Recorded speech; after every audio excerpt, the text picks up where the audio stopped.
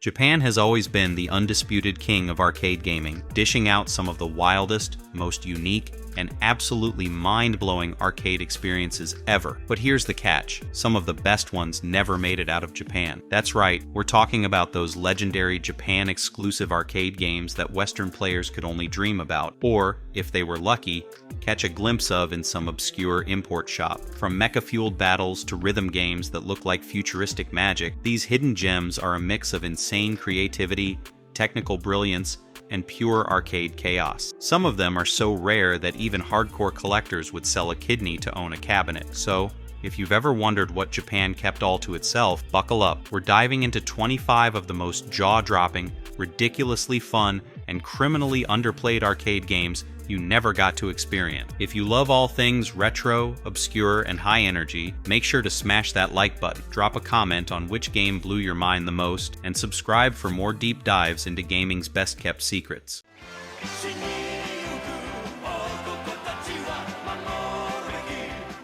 Mobile Suit Gundam, Senjo no Kizuna. Ever wanted to step inside a mobile suit and feel like a real Gundam pilot? That's exactly what Mobile Suit Gundam, Senjo no Kizuna delivers, except you had to be in Japan to experience it. Released exclusively in Japanese arcades in 2006, this game threw players into the cockpit of a mobile suit inside a giant, immersive pod called a POD, Panoramic Optical Display. That's right, it wasn't just a regular arcade cabinet, it was a simulated cockpit with a massive 180-degree screen, foot pedals, and twin joystick controls, making it one of the most immersive Gundam experiences ever. Gameplay-wise, it was an 8v8 multiplayer battle set during the One-Year War, UC0079, where players chose to fight for either the Earth Federation or Zeon forces. Mobile suits had distinct playstyles, from close-range melee types like the Goof to long-range bombardiers like the GM Sniper. Players coordinated tactics, utilized cover, and engaged in full-scale team-based mecha warfare across urban cities,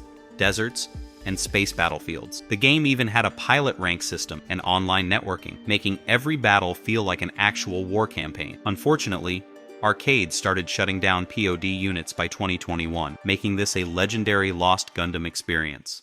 Sangokushi Taisen. Let's mix real-time strategy, collectible card games, and a huge arcade touchscreen, all wrapped up in the chaotic battles of the Three Kingdoms era. That's Sangokushi Taisen, a Japan-exclusive arcade phenomenon that launched in 2005. Developed by Sega, this was more than just another button-mashing arcade game. Instead, players placed physical trading cards on a massive touch-sensitive screen, and moving the cards in real life controlled their units on screen. Yep, it was basically real-time chess with warriors like Lu Bu, Cao Cao, and Liu Bei, where every swipe, push, and reposition meant strategic life or death. Each card had stats, abilities, and tactics, making deck building just as important as battlefield control. Gameplay revolved around maneuvering armies, deploying special tactics, and executing powerful warlord abilities in an attempt to overrun the enemy's stronghold. The touchscreen mechanics were next level, letting players manually shift troop formations, pull off feints, or go full charge like a mad warlord. The game became so popular that it spawned multiple sequels, a dedicated esports community, and even an online network for ranking and matchmaking. But unless you were in Japan, you probably never got to experience this masterpiece.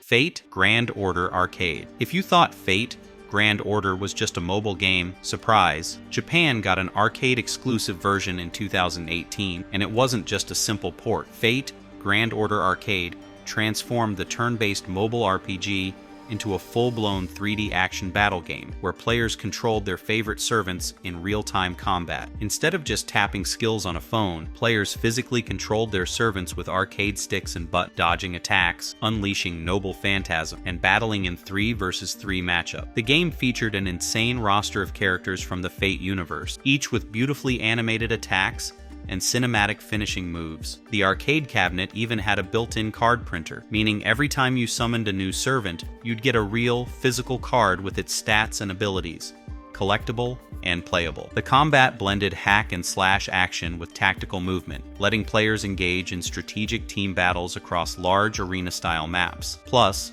online multiplayer and ranked matches made it even more competitive. Sadly, Unless you were in Japan, you never got to see Saber, Gilgamesh, and Jeanne d'Arc throw down in 3D arcade glory.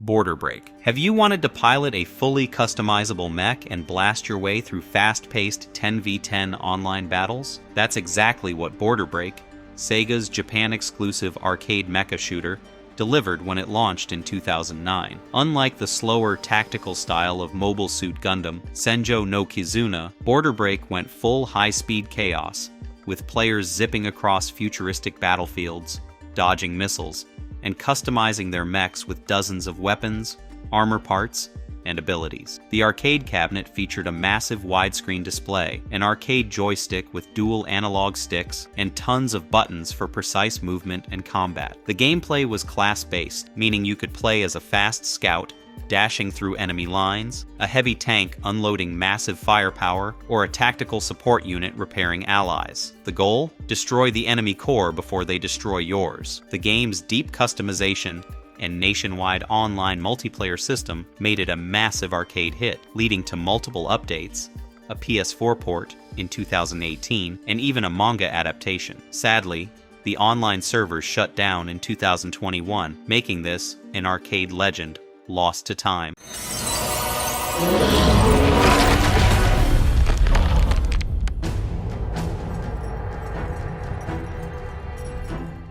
Lord of Vermillion. Imagine if Magic: The Gathering, real-time strategy, and arcade gaming had a baby. That's Lord of Vermillion, Square Enix's Japan-exclusive card-based arcade sensation that dropped in 2008. This was a hybrid strategy game where players placed real trading cards on a touch-sensitive battlefield, summoning mythical creatures, gods, and legendary warriors to fight in dynamic, real-time battles. Each player controlled an avatar on the screen, commanding their summoned units by physically moving the cards. You could summon beasts, demons, and deities from Norse, Greek, and Japanese mythology, each with unique stats, abilities, and devastating special attacks. The arcade cabinet was built for strategic depth, featuring a giant interactive touchscreen, joysticks for movement, and a national online ranking system where players could battle for supremacy. The game was so popular, it spawned multiple sequels, console adaptations, and even a short-lived anime. Sadly, the arcade version remained Japan exclusive, meaning if you weren't there, you missed out on some of the most insane card-based arcade warfare ever.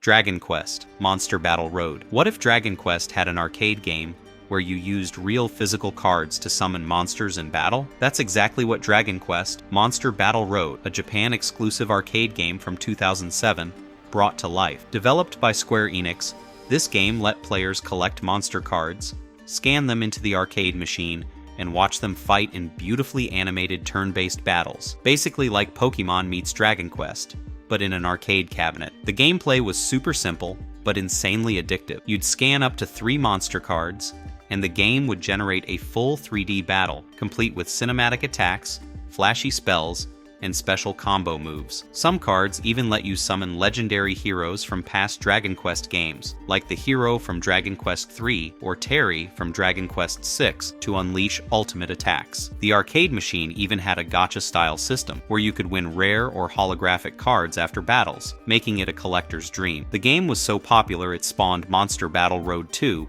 and Monster Battle Road Victory on the Wii, but the arcade experience remained locked to Japan.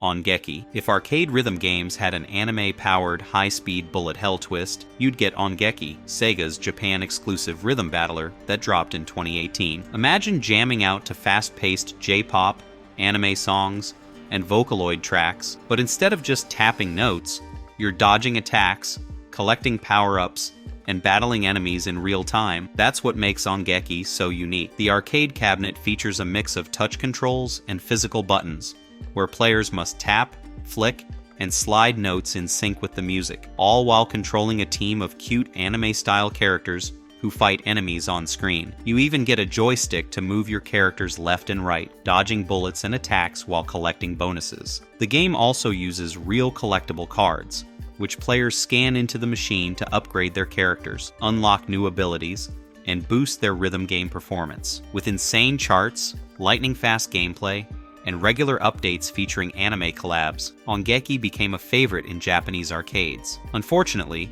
it never got a worldwide release, so unless you made a trip to Japan, you missed out on this crazy fusion of rhythm and action.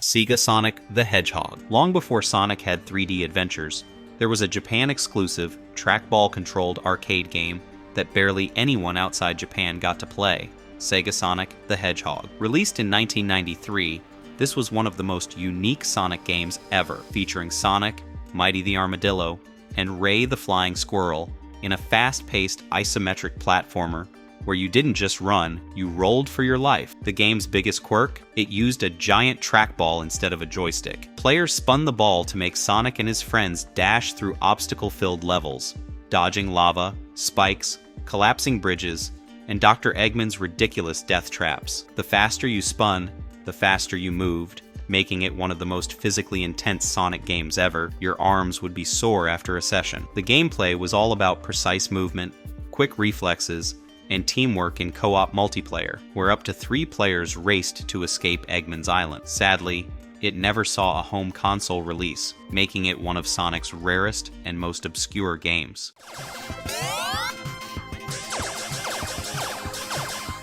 Gradius II. If you thought Gradius was tough, Gradius II, Gopher no Yabu dialed up the difficulty to insane levels, and unless you were in Japan, you never got to play the original arcade version when it launched in 1988. Developed by Konami, this legendary side-scrolling shoot-'em-up was a Japan exclusive in arcades, introducing even more brutal enemy waves, insane boss fights, and new weapon configurations that made hardcore players sweat bullets. You still piloted the iconic Vic Viper, blasting through 6 incredibly detailed stages filled with alien armadas, biological horrors, and volcanic death traps. The power-up system was refined, allowing players to choose between 4 different weapon configurations, adding strategic depth to an already intense game. Oh, and did I mention the legendary bosses? From giant mechanical brains to multi-stage battleships, Gradius II was a relentless test of reflexes and skill. Though it eventually made it to consoles like the PC Engine and PlayStation, the original arcade experience remained locked in Japan for years. If you never played this version, you missed out on one of the most polished and brutal shmups ever made.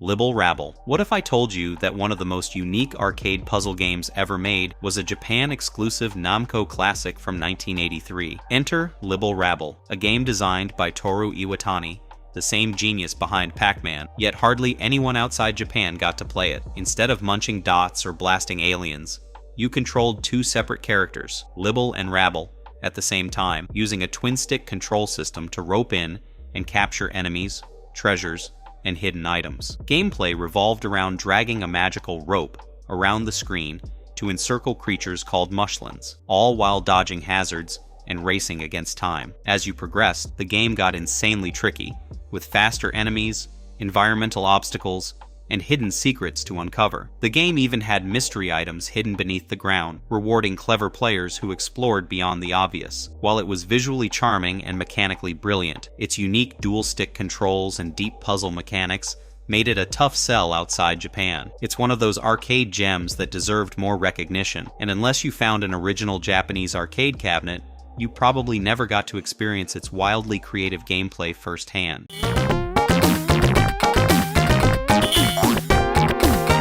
Youkai Douchuuki. Before games like Muramasa and Okami brought Japanese folklore to life, Namco's Youkai Douchuuki was already doing it back in 1987, but only in Japanese arcades. This was one of the first side-scrolling action platformers to feature a morality system, where the choices you made determined your afterlife fate. That's right, this wasn't just a game about fighting ghosts, it was a spiritual journey through the underworld. You played as Tarosuke, a mischievous boy traveling through the land of the dead, battling yokai, demons, and spirits from Japanese mythology using spiritual energy blasts. The game was tough, featuring multipath level designs, branching decisions, and encounters with famous figures like Emma O, the ruler of the underworld. Depending on your actions, whether you fought bravely, helped lost souls, or acted selfishly, you'd get one of 5 different endings, ranging from heavenly enlightenment to eternal damnation. The game was visually stunning for its time, packed with detailed backgrounds, eerie yet humorous character designs, and unpredictable enemy attacks. While it later got ports to the PC Engine and Famicom, the true arcade version stayed Japan exclusive, making it a hidden classic of supernatural gaming.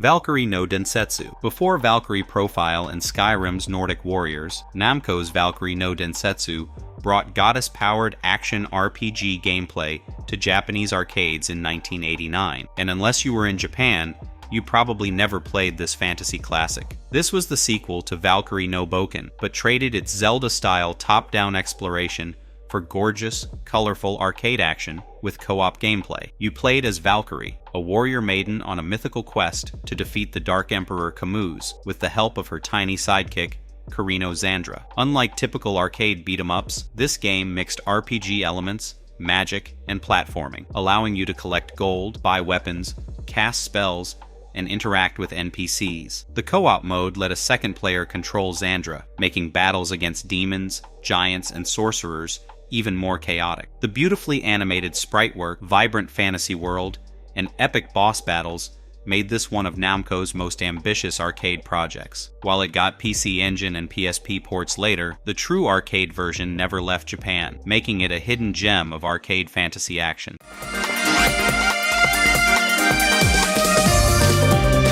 Shining Force Cross. Take classic fantasy RPG action, combine it with fast-paced hack-and-slash combat, and throw it into an online co-op arcade experience. That's what Shining Force Cross, Sega's Japan-exclusive multiplayer action RPG from 2009, delivered. Unlike the tactical RPG roots of the original Shining Force series, this arcade game went full action-packed dungeon crawler, with 4-player online battles, real-time combat, and massive boss fights. Players created their own custom warriors, choosing from multiple classes like swordsmen, archers, and mages, before diving into beautifully rendered fantasy battlefields. The combat was lightning fast, with players slashing through hordes of monsters, dodging attacks, and chaining flashy combos. The arcade cabinet had a unique control setup, featuring a joystick, action buttons, and a magic trigger system for unleashing devastating abilities. What made it special was its online multiplayer functionality, where players could team up nationwide, level up their characters, and unlock new weapons and skills. It was essentially an arcade-exclusive MMORPG with regular updates and new quests, keeping players hooked for years. Sadly, the game never made it to consoles or outside Japan, making it a lost treasure for Shining Force fans.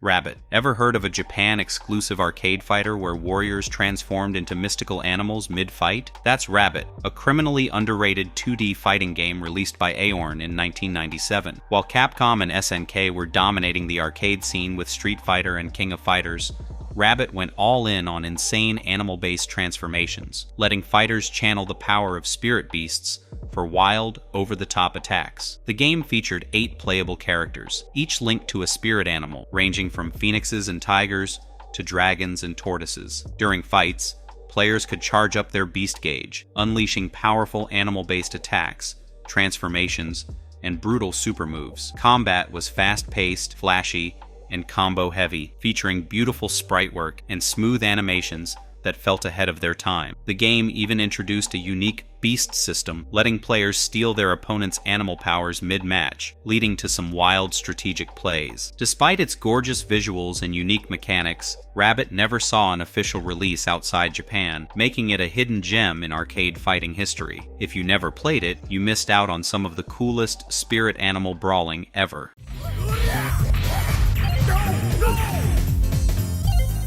Battle Circuit. Capcom was on fire in the 90s, dropping legendary beat-em-ups like Final Fight, Captain Commando, and Alien vs. Predator, but one of their weirdest and most obscure games never made it outside Japan, Battle Circuit. Released in 1997, this was a vibrant, over-the-top sci-fi brawler that let you play as bounty hunters with bizarre cybernetic abilities while fighting through a futuristic dystopian world filled with mutants, robots, and mad scientists. The game had 5 playable characters: each wilder than the last. Cyber Blue, a high-tech mercenary. Yellow Iris, a badass bounty hunter in heels. Alien Green, a tentacle-covered space creature. Pink Ostrich, literally a giant cyber ostrich with a hacker rider. And Captain Silver, a mysterious masked warrior. Combat was fast, fluid, and loaded with insane special moves, letting players chain flashy combos, grab enemies, and even purchase upgrades mid-game using in-game currency. What made Battle Circuit truly unique was its comic book-inspired art style, absurd humor, and deep movesets, making it feel like a lost masterpiece in Capcom's beat-em-up lineup. Despite being one of the last great Capcom arcade brawlers, it never got an official Western arcade release, meaning it remained a Japan-exclusive hidden gem for years.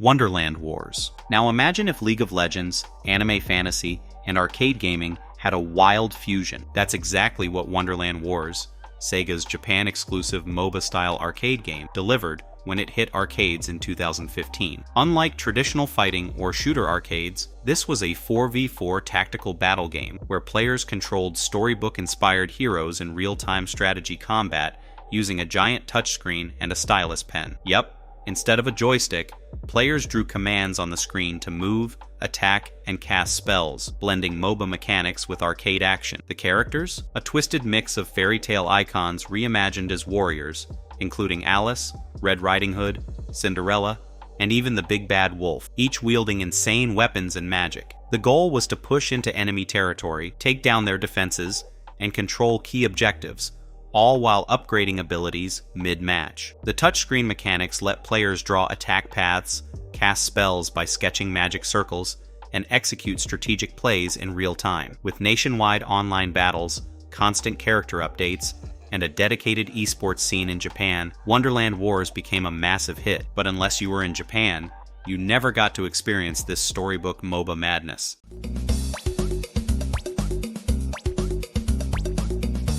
Enu No Osampo. Ever wanted to take a virtual dog for a walk inside an arcade? That's exactly what Enu No Osampo, Dog Stroll, delivered in 2001, making it one of the strangest and most wholesome arcade games to ever stay locked in Japan. Developed by Taito, this Japan-exclusive arcade oddity let players hold an actual leash controller, guiding a digital dog through a colorful, cartoony world filled with fun interactions. The gameplay was as simple as it was unique. You'd pick one of several adorable dog breeds, Shiba Inu, Dachshund, Golden Retriever, etc. Then physically hold a leash attached to the arcade machine and walk your dog through different environments. Along the way, you had to feed them, play fetch, avoid obstacles, and make sure they didn't get too distracted by random objects. Because, you know, dogs love sniffing everything. The game even reacted to how gently or firmly you tugged the leash, creating a surprisingly interactive and immersive pet simulation. It was a feel-good, stress-free arcade experience. But since it never got a home release or an international version, it became a lost gem of Japan's arcade creativity. If you weren't there, you missed out on the weirdest and most adorable arcade experience ever.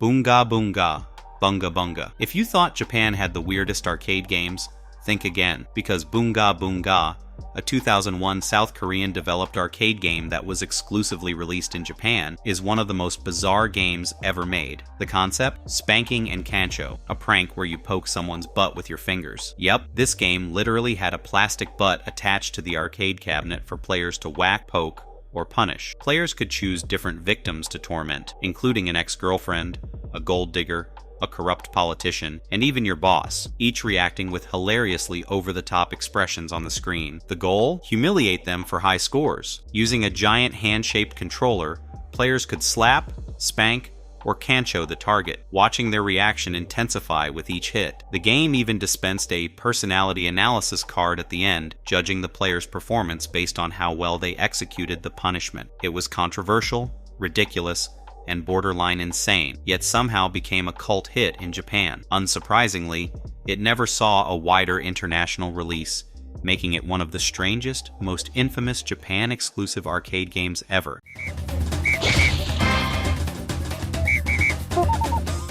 Tominasanner. If endless runners, Japanese absurdity, and one-button gameplay had a chaotic love child, it would be Tominasanner, a Japan-exclusive arcade game released by Konami in 2009. This game had one of the most ridiculous premises ever. You played as a businessman in a suit who just will not stop running, no matter what gets in his way. The entire game was about timing your jumps, dodges, and slides with a single button press as your character sprinted through increasingly insane obstacle courses. Along the way, you'd jump over dinosaurs, breakdance with robots, avoid giant sumo wrestlers, high-five bystanders, and even dance with cowboys, because why not? The more stylishly you interacted with the environment, the higher your Tomina rank score climbed. And if you messed up, you'd get hilariously slapped, squashed, or thrown into wacky animation. It was fast, chaotic, and incredibly addictive, but unless you were in Japan, you never got to experience its arcade madness. While it later got ports to the Wii and iOS, the original arcade version remained a Japan-exclusive hidden gem.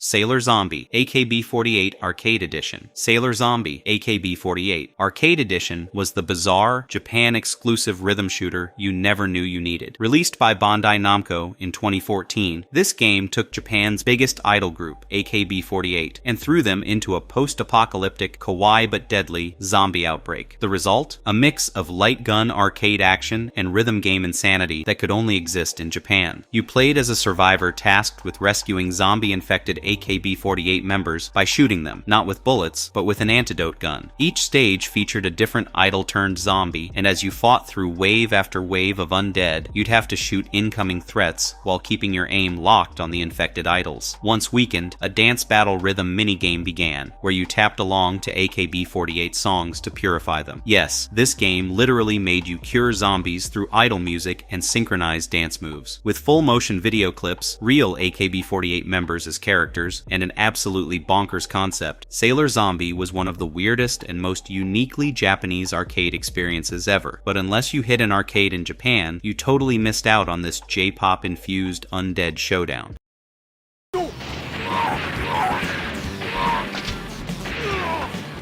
Lupin III, The Shooting. If you ever wanted to step into the shoes of the world's greatest thief and blast your way through a high-stakes heist, then Lupin III. The Shooting was the ultimate Japan-exclusive arcade experience. Released in 2001 by Sega, this was a light gun shooter set in the action-packed, stylish world of Lupin III, where players gunned down enemies in fast-paced cinematic sequences straight out of the anime. You played as Lupin and his gang, Jigen and Gomen, on a mission to steal a valuable treasure, all while dodging Interpol's Zenigata and fending off waves of enemies. The game featured multiple branching paths, meaning your choices influenced how the heist played out. Using a mounted light gun, you'd shoot down guards, deflect bullets, and even pull off Lupin's signature trick shots. And, of course, in true Lupin fashion, the final moments always involved an outrageous getaway, whether it was a speedboat chase, a rooftop escape, or a last-second helicopter rescue. With smooth animation, fast-paced gunplay, and classic Lupin humor, this game was a must-play for anime and arcade fans alike. Sadly, it never got a console release or an international version, making it one of the rarest Lupin games out there. I'm bonus! The House of the Dead EX. What if The House of the Dead wasn't about sheer terror, but instead a wacky, over-the-top, zombie-themed party game? That's exactly what The House of the Dead EX, a Japan-exclusive arcade game released in 2009 by Sega, brought to arcades. Unlike the main House of the Dead series, which focused on intense horror and action-packed zombie shooting, this version leaned into comedic, minigame-driven chaos, making it a zombie-themed light gun game like no other. Instead of playing as elite zombie hunters, you controlled a zombie couple trying to escape from captivity, and the gameplay revolved around ridiculous, fast-paced minigames. You'd be shooting flying underwear, dodging exploding pies, balancing on seesaws, and even engaging in bizarre zombie love challenges, all with Sega's signature arcade gun mechanics. It was still a light gun shooter, but with a hilarious, lighthearted twist, featuring vibrant, cel-shaded graphics and a ton of physical comedy elements. Despite being a super fun and uniquely weird spin on the franchise, The House of the Dead X never got a home release or an international arcade launch, making it a true hidden gem in Sega's long-running zombie series.